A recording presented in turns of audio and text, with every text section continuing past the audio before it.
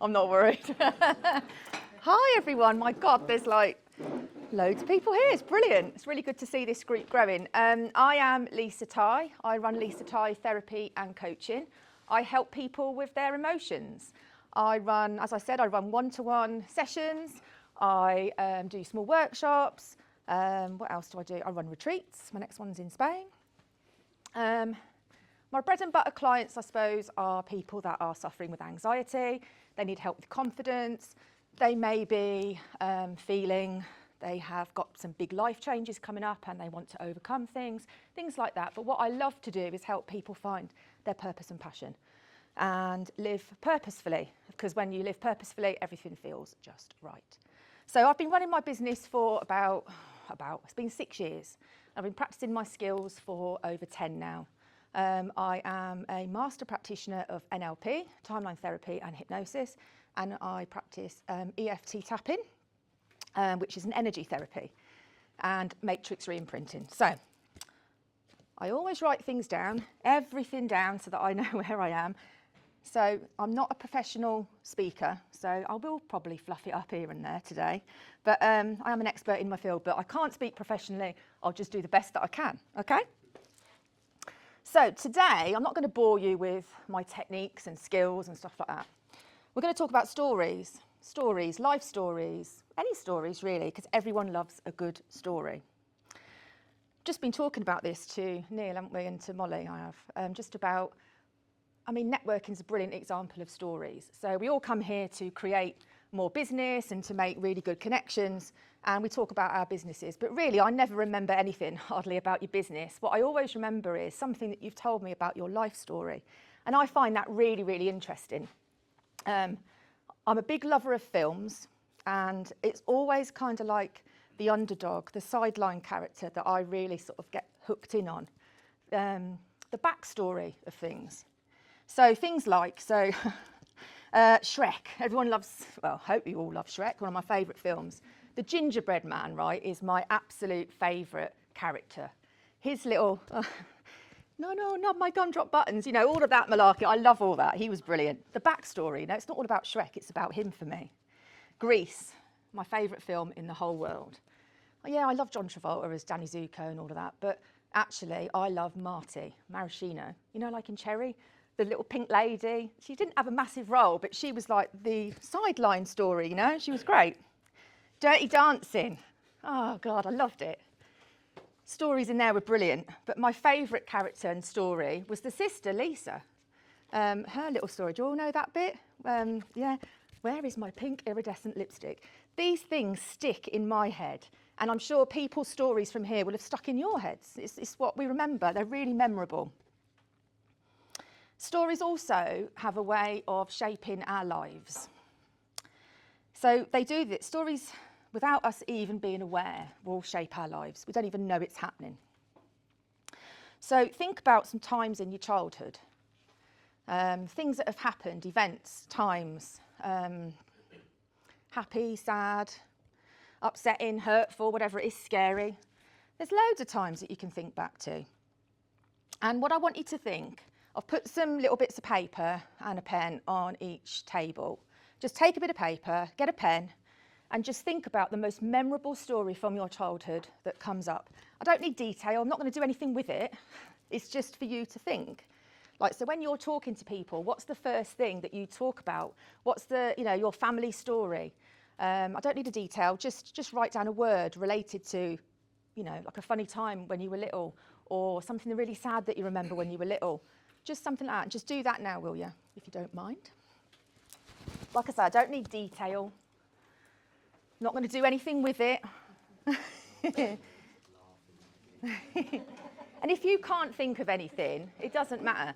What was your favourite childhood film or book?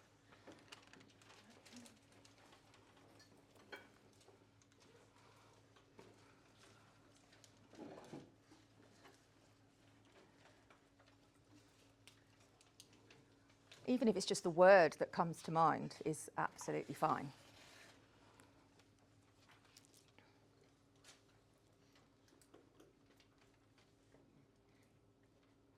Have you all got something? Yeah? Would anyone like to share what they've come up with? Yeah, Neil, sound. Well, I've written going to Nan's, but it really was being looked after by my grandma. Yeah. And does that strike up an emotion? Yeah, massive. Brilliant. Yeah. Thank you. Anyone else got anything they've written? Yeah, go on. I've got slave history. Say it again. Slave history. Slave history. Yeah. Okay. Because we found out that we're descended from slaves who came over from Jamaica. Wow. And we're quite proud of it. Amazing. And does it strike up some sort of emotion or thought in your head when you think about it? Yeah. Where we come to, Yeah. Anyone else? Someone put their hand up. Yep. Playing Teenage Mutant Ninja Turtles with my brother with my mum's washing basket strapped to our back. Oh yeah, like a shell. Pretending to be turtles. Brilliant. As you do when you're 6, however old we were at the time. Love it, love it. And again, emotions. Yeah, it just reminds you of like good times hanging out with my brother and That's it, yeah. that kind of thing. And you know, before we used to like kill each other. And now it's fine, you know. But you know, yeah, it's a simple life, isn't it? Just Yeah. hanging out at home and being at home and being safe and playing Yeah. around and stuff. Lovely. Thank you. It's just easy, isn't it? You know, you can recall these, whether you want to call them memories or stories, whatever. But it's really easy. They stick in your head, don't you? They were from when you were 6 or 7. Long time, you know. That's how easy it is for things to kind of stay in our heads. Next page.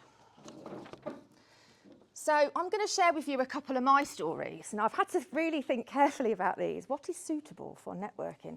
Because I've had as many of us have, I've had a fucking brilliant life, I have. Full of ups and downs, like many people. So yeah, I'm just going to share with you just a couple of stories, right? Just short ones about my life. So story number 1 is I did fall down a hole, right? I did. I fell down a hole when I don't actually know exactly what age I was. I think I was about 7. I'm not entirely sure. It doesn't matter. But I did fall down a hole. So I'm old enough to remember, and some of you in here may remember this as well, when our parents used to send us out for things like fags and things that we probably shouldn't have gone to the shop for. And I was sent out in the dark for, and I even remember what it was for, a ½ ounce of Golden Virginia, some green skins and a box of matches. And I went out, and where I lived in an upstairs flat.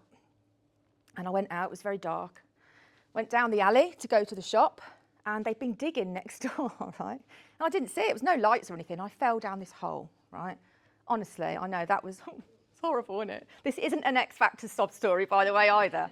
I fell down a hole and I was like crying and I was covered in blood. It was quite a bad fall. Yeah, it was really bad.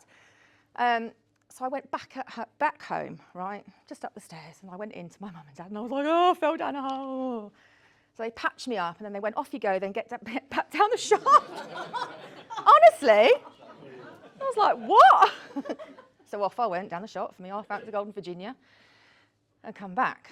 So that's one story that is stuck in my head, right? So much so that I'll come on to in a minute. Somebody actually made me this, right? Because I'm going to share with you a little bit in a bit about why they made me that. Another story. Now, I've got 2 Glastonbury stories, but I've obviously just got to go with the one. So they're both so good. So when I was 10, my mum and dad took me to Glastonbury. We never had a ticket. We just went in, drove in, and I went off with their friends to watch all the bands. It was great. And then when I was 17, we just finished college, and me and 3 friends decided we wanted to go to Glastonbury. I lived in Bournemouth at the time, so it wasn't that far away.